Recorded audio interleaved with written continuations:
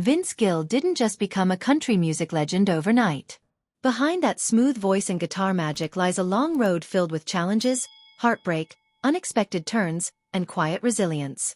From small-town Oklahoma to the biggest stages in country music, Vince's story is one of talent tested by life, and how he managed to keep going when many would have walked away.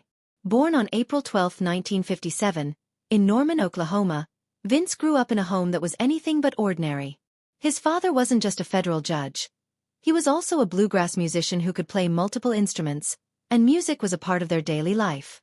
His mother played the harmonica, and the family often had jam sessions that spilled into the neighborhood. It wasn't just a hobby, it was how they connected, how they expressed joy, and how Vince fell in love with music. But childhood wasn't easy. Vince was born with crossed eyes and had to undergo 2 surgeries. Even after that, his left eye would drift when he was tired or upset, and kids weren't kind about it. The teasing made him shy. He started wearing glasses not just to see better but to hide. Feeling different made him retreat into something that gave him peace: his guitar. While other kids were outside playing, Vince was inside learning to pour his emotions into music. And then came something that changed his family forever. When Vince was just 10, his older half-brother Bob was in a terrible car accident. Bob survived, but he was left with permanent brain damage and required constant care. The stress of it all affected everyone. Vince's parents struggled, and the emotional weight of the situation left a mark on him. It wasn't just about sadness, it was about carrying something heavy that would later shape the way he sang and wrote songs.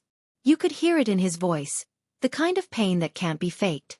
Music was more than a hobby. It became his therapy. At just 5 years old, he picked up an old acoustic guitar at his grandma's house and figured out how to play Old Shep by himself in just 30 minutes. No lessons. Just raw instinct. By age 10, his parents bought him a Gibson ES 335 electric guitar. A big investment, but they believed in him. And Vince didn't let them down. He practiced constantly, spending hours in the basement, turning feelings he couldn't explain into music. Even his teachers noticed something different. He wasn't just playing.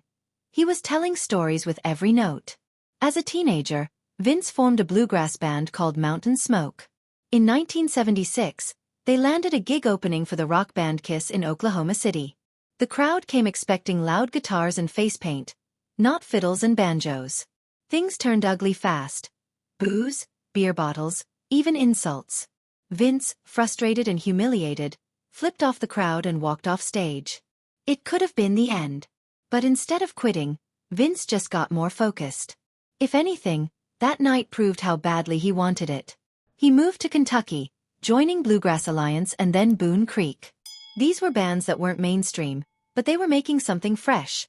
Mixing old-school bluegrass with something more current. Playing alongside people like Ricky Skaggs, Vince grew not just as a musician but as a performer. It was gritty work, not glamorous, but it was shaping his sound. In 1977, he made a bold move to Los Angeles and joined a band called Sundance, led by fiddle legend Byron Berlin. Playing at iconic venues, he started brushing shoulders with big names like Emmylou Harris. His reputation was growing in music circles, but the big break still hadn't come. That changed in 1978 when the band Pure Prairie League came calling, again. They'd reached out 2 years earlier and Vince had said no. But now, the timing felt right. He joined as lead singer and multi-instrumentalist. Suddenly, everything clicked. The band released 2 albums with Vince, and the song Let Me Love You Tonight became a hit. People finally heard what those close to Vince always knew. He had a voice that could cut through anything. But just as things were taking off, their record label went bankrupt. The momentum stopped cold. By 1982, Vince had left the band, and what could have been a career peak turned into another reset. Around this time, Vince married Janice Oliver, a fellow musician from Sweethearts of the Rodeo. In 1982, their daughter Jennifer was born. Vince was determined to make it on his own terms, even turning down an offer to join Rodney Crowell's band, the Cherry Bombs. But when solo success didn't come fast enough, he changed his mind and joined them in 1983. It was the right move. Surrounded by top-tier talent, Vince sharpened his skills, learned the business, and got his confidence back. That same year, he moved his family to Nashville. He played guitar for anyone who would hire him: Rosanne Cash, Emmylou Harris, and others. It wasn't glamorous, but it paid the bills. More importantly, it kept him connected to the heart of country music. One of those connections was Tony Brown, a former bandmate who had become a powerful record executive.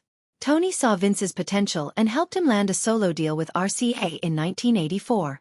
Vince's debut solo EP, Turn Me Loose, got some attention, and he even won Top New Male Vocalist at the Academy of Country Music Awards. But radio hits were few and far between, and the next few albums struggled to make a mark. By the late 80s, Vince was at a crossroads. He wasn't a newcomer anymore, and in the world of country music, if you haven't made it by your 30s, people start to move on. But Tony Brown wasn't done believing in Vince. Now working at MCA Records, Tony signed him again in 1989. This time, everything changed. Vince released When I Call Your Name, and the title track hit number 2 on the Billboard Country chart.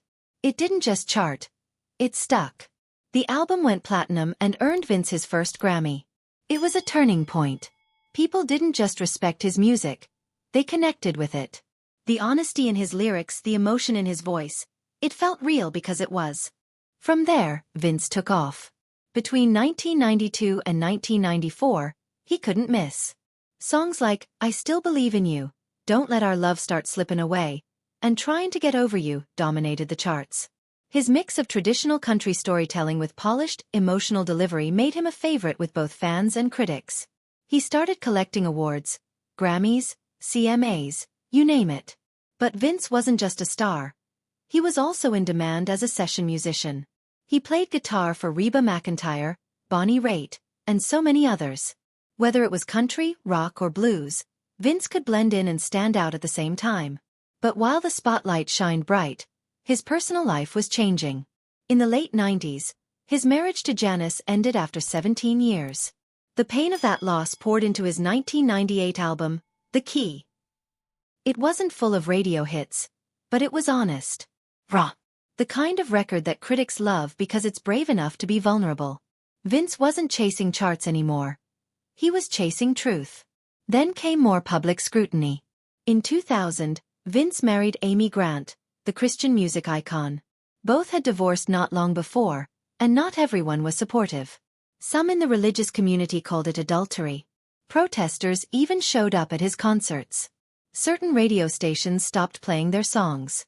Vince, who had spent years earning respect, was now facing backlash not for his music but for his personal life. It was a painful chapter, but once again, he kept going. Over the years, Vince's health became more of a concern, but his passion for music never faded. He kept recording, kept performing, and kept mentoring younger artists. He became known not just as a singer, but as a keeper of tradition, a living bridge between the past and present of country music. Today, Vince Gill stands as one of the most decorated country artists in history. He has 22 Grammy Awards, over 20 #1 hits, and more respect than many could ever hope for. But what truly sets him apart isn't the trophies. It's the way he's handled the ups and downs. The childhood surgeries, the family tragedies, the career setbacks, the public criticism, none of it stopped him. He didn't complain. He didn't play the victim. He just kept showing up, guitar in hand, ready to tell another story. Vince Gill's legacy is about more than just music. It's about grace under pressure, honesty in a world full of spin, and the belief that great art comes from real life. He turned pain into melody, heartbreak into harmony, and doubt into drive. And through it all, he stayed true to himself. If Vince Gill's story moved you, let us know in the comments. What's your favorite Vince Gill song? Hit that like button if you enjoyed the video, and don't forget to subscribe for more true stories about music legends. Thanks for watching, and stay tuned for the next one.